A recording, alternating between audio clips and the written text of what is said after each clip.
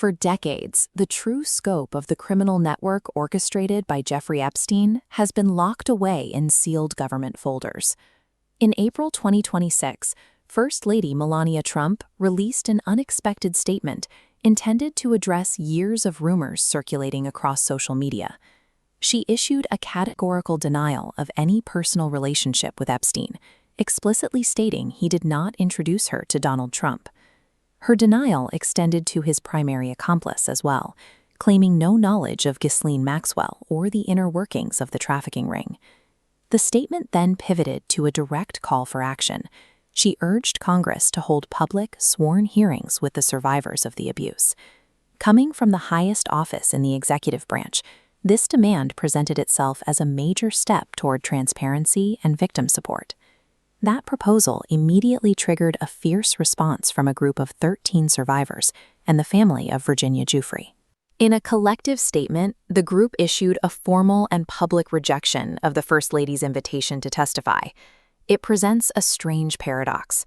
Why would the victims of a historic trafficking ring turn down a high-profile congressional platform to tell their stories? The survivors identified the move as shifting the burden.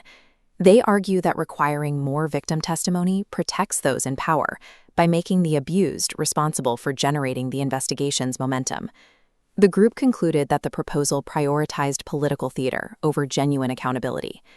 These survivors have spent years filing formal reports and delivering hours of agonizing testimony to various law enforcement agencies. Every request for further public testimony carries the weight of re-traumatization, forcing them to relive their abuse for the record yet again. Survivor Marina Lasarda questioned the actual purpose of another round of hearings, asking if repeating their stories to Congress would finally result in anyone being held accountable. They point to the fact that while names have surfaced and files have been unsealed in the past, the political establishment has yet to prosecute the enablers identified in those records. For many survivors, more testimony feels like a redundant performance, asking the powerless to bleed for the cameras while the legal outcome remains unchanged. A significant gap exists between what the state demands of victims and what the state actually provides to the public. The Epstein Files Transparency Act was already passed into law, specifically to force the government to release investigative records to the public. However, the Trump administration and the Department of Justice have been accused of failing to fully comply with the requirements of that act. DOJ official Pam Bondi recently defied a congressional subpoena to answer for the handling of these files and the withholding of investigative records. Survivors also claim that foundational evidence, including complete FBI files dating back to 1996, are still being actively mismanaged or hidden from view. This creates two separate realities. The government asks victims to expose their trauma under oath, while officials hide behind executive privilege to keep their own files locked.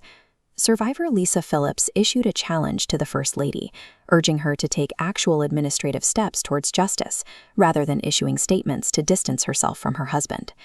From the victim's perspective, the timeline for their participation has ended. They have already provided all the raw material necessary for the government to begin prosecutions.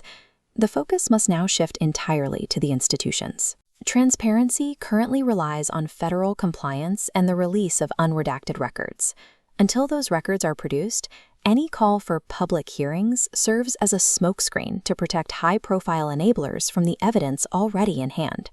Accountability for the Epstein network currently stalls at the door of the state's evidence lockers, an intentional choice to maintain concealment